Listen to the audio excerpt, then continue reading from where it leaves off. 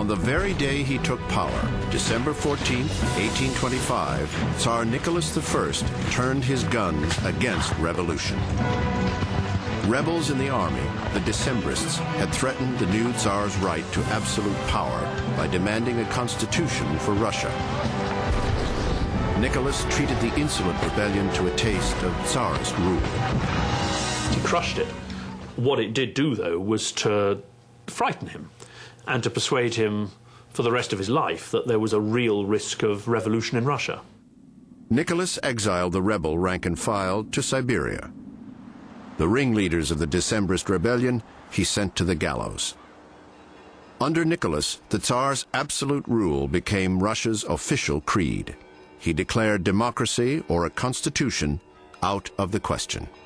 I have never thought that any system could be better than that by which kings were delegated by Providence to govern the masses. In the Russian Empire, politics was illegal.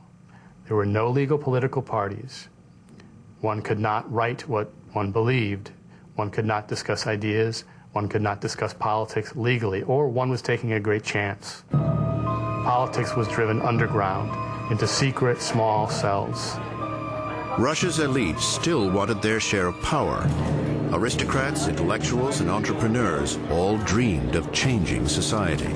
They were humiliated by Russia's backwardness. They didn't have the same political rights that upper-class people had in England or France. Even to discuss rebellion was a crime. The secret police enforced the emperor's will with exile and execution.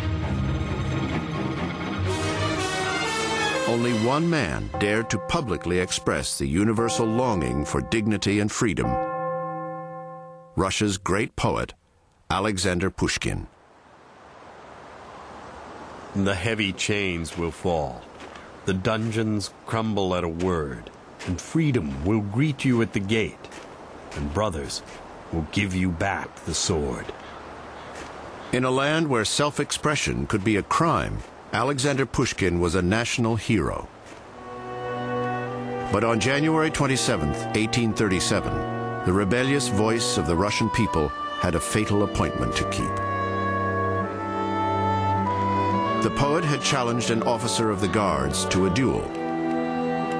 The guardsman had flirted with Pushkin's wife.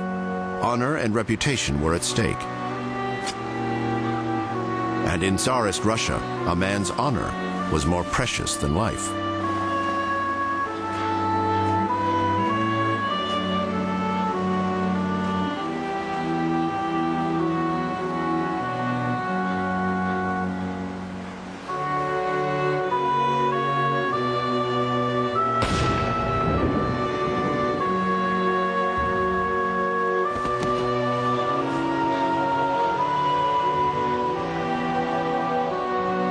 The great poet's death was a national tragedy. Still, it was only a drop of blood compared to the tragedies to come. While political change was suppressed in Russia, outside the empire, revolutions were already shaking the ancient order. In Western Europe, the Industrial Revolution was booming. Nationalism, socialism, and democracy followed in its wake.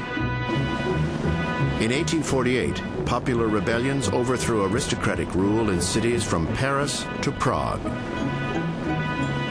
When the tide of rebellion toppled the Austrian emperor on the very doorstep of Russia, Tsar Nicholas struck back. Russian troops marched in to put the Habsburg emperors back on their imperial throne. Royalists regrouped, crushing revolts all across the continent.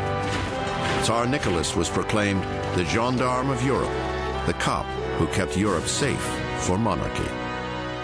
The idea of a mighty, powerful, overwhelming Tsar to act as a bulwark against anarchy was very much in the center of Nicholas I's mentality and his conception of his role. The Tsar's faith in Russian power now bordered on arrogance. As his reward for saving the rights of kings, Nicholas turned his eyes on Turkey and the Balkans. The Tsar dreamed of extending Russia's domain over the remnants of the dying Ottoman Empire. In 1853, the Tsar's forces attacked the Turkish Balkans and Black Sea ports. Russia's grab for control of the Ottoman Empire set off alarms in London and Paris. England and France rushed in to prop up the Turks. The Crimean War was on. For Russia, war with the Western powers would be a rude awakening. The Crimean War showed that Russia actually was not as powerful as people had thought, not as powerful as its own rulers had thought. The English and the French fight and move with the technology of the Industrial Revolution. That means the steamship, it means the rifled musket, it means the railway. The Russians fight and move with the technology of the pre-industrial era. Ill-equipped, underfed, outgunned, and outmaneuvered, the Tsarist military machine Nicholas had come to believe was invincible was thrown back. Trapped in trenches, Russian troops waged a losing battle. This was the Russian army that had defeated Napoleon. They had an inflated sense of the strength of their own army. There had been decades of deterioration in the army, which really only became clear during the war itself. They were resting on their laurels militarily. Before the Crimean War, Russia was considered the greatest military power in the world. Now, Russian troops were dying on Russian soil. There's tremendous shock that they were not able to win that war. It's considered to be a terrible disgrace. A terrible disgrace.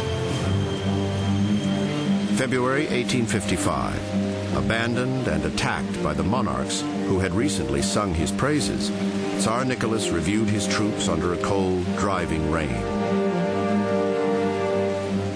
The next day, he came down with pneumonia. 1 week later, he was dead. With the empire in crisis, the burdens of the crown fell to Nicholas's son, Alexander II.